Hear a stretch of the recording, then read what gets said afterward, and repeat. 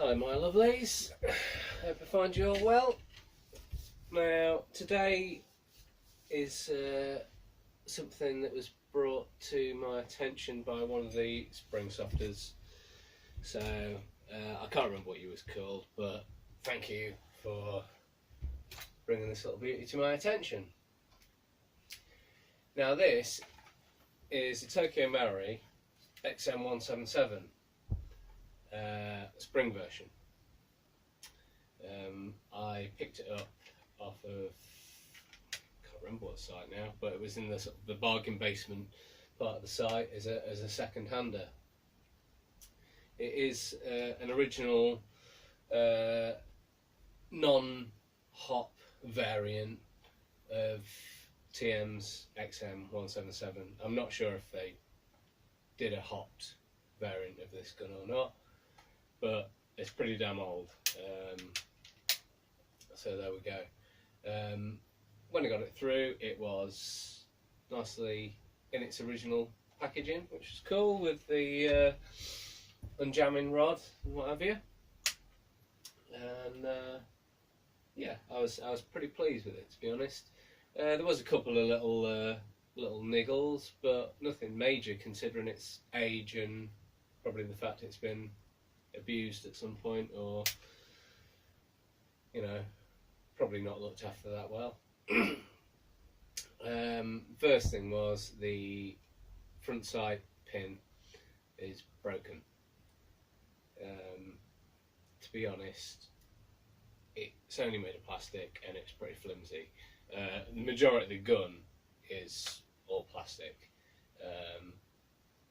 so I'm surprised even the sight wings are still in one piece, to be honest, so I'm thankful of that. The other thing that was missing was the adjustment lever at the back here. So well, the original idea was to just get an adjustment lever and pop it on the original stock that was on it. But as you know, I like fiddling with things, and I ended up taking the plastic stock tube which was on it off and putting on a AG stock tube. So with that, the stock went out the window because it's a different inner diameter to an AG stock tube and wouldn't fit. And so I also had to get the stock to go with it. Only little thing really was I couldn't get the flat end cap. Well, I probably could find a flat end cap somewhere, but stock that was very generously donated by a friend of mine had the sloped stock and sloped end cap. But it's not really a biggie, you can barely notice it. The other thing that I did to it was add a hop into it. Now, it isn't a sort of a ready built hop that I fit into it. It was just a random piece of rubber that I've chopped out of hop to make other hops for other things. But it's turned out pretty well. As stock, this gun without the hop was firing about 15 metres on a 2, relatively straight and accurately, and dropping off. Now this thing is firing 2/8, and it fires I'd say a good 45 metres, so that's pretty goddamn good really. Don't know about the power on it. It's probably a little bit more powerful than the Springer pistols that I own because it's got a bigger barrel and a big piston inside it. But yeah, it's does the job. The other thing that I modified on this gun was the ejection port cover. The original ejection port cover was a plastic one, and I thought, well, let's see if an AG one fits, and it fits well enough. It doesn't quite fit the window area properly. But the thing with the original ejection port was it was sprung closed. So what I managed to do with this was actually make it function, which is pretty cool. So there we go. Selector is safe, semi-auto. Obviously it doesn't do auto, but it works in semi or auto, and obviously safe puts it into safe.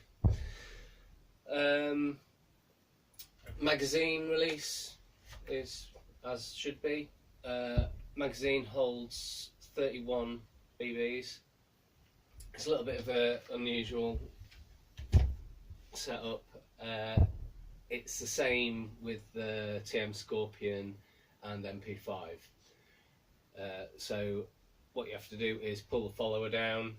Works a bit different with the other two, but with this one you have a little bit that you pull down on the bottom of the mag, that pulls the follower down.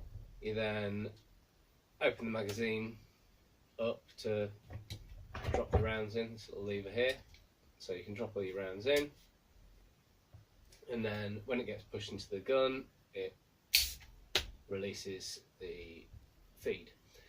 Now what is slightly confusing, and as I said, same with the Scorpion and MP5, is you pop your magazine in, releases the feed, you fire a load of rounds off until it stops, but then it's still got BBs in it. So then it has a little button which is on the bottom here which releases a second feed. Slightly unusual, and if you release that second feed before the first feed is empty, it stops the magazine feeding. So there we go. Not that you'll probably end up getting one of these very readily anyway, but it's a little bit of information which is useful to know if you do manage to pick one up. All the other features pretty much are just straight, just moulded features, non-functioning, like forward assist. The charging handle obviously works.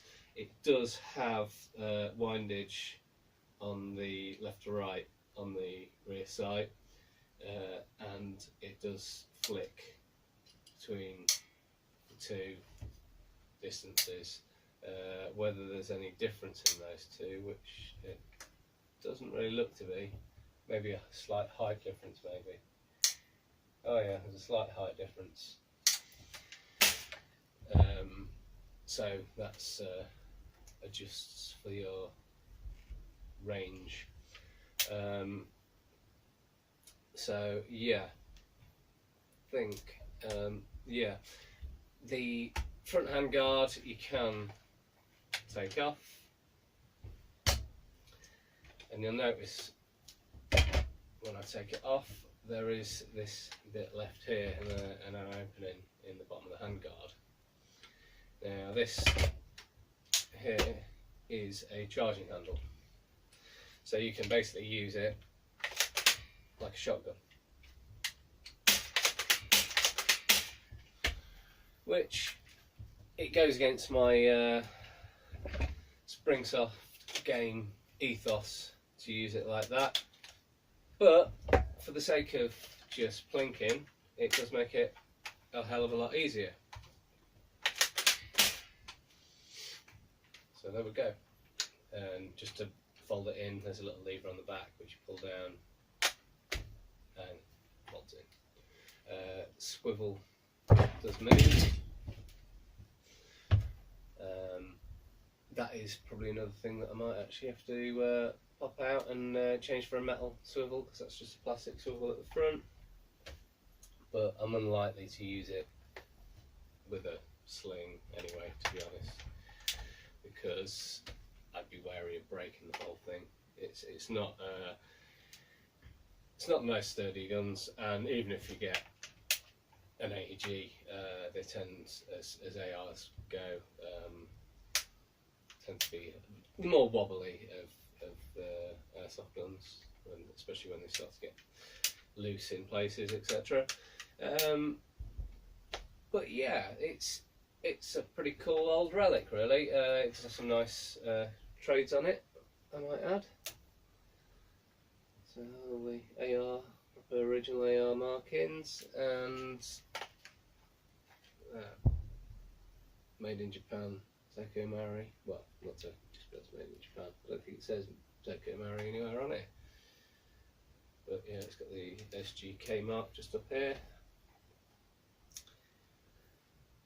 But yeah, I did add. You'll notice there it did have the weight up there in the front. It has a big weight in the stock, which was in the original plastic stock, but I managed to fit it in the buffer tube, the AEG buffer tube, and I'm not sure if it would have originally had a weight in here or not. I found this with the Scorpion. It has this little door, so there's the potential that whoever had it before might have lost the weight out of the grip. So I did add a weight into the grip as well. So it's actually quite, for its size and the fact it's all ABS, it's got a decent weight to it. I did my usual sort of dry brush with the silver on the body. To be honest, I kind of rushed it, and it's slightly noticeable, but not my best bit of work. But it's better than what it was originally. But yeah, it's a pretty cool old relic. I quite like it. There's something that I really like about the old fixed carry handle ARs. Car 15 being a favourite of mine, to be honest. But next best thing, an XM177 really. You know, I think when Tokyo Marui sort of started with their guns, the VN M16 and stuff like that with the AEGs, well, start with the FAMAS, but you know what I'm saying. They really like these VN rifles, and as far as the ARs go, they are my favourites. If you're of my age, and many of you will be, if not older, it's all about the films, and still to this day they follow up culture of what comes and pops up in the films, and so these were all over the place in the 80s, and the XM177 was the badass's gun, you know. All the grunts had your standard M16s, and the badasses had the XM177. So it has that, I don't know, that credential to it. So there we go. The XM177. Thank you all for watching as usual, and I might see you again soon. Cheers all.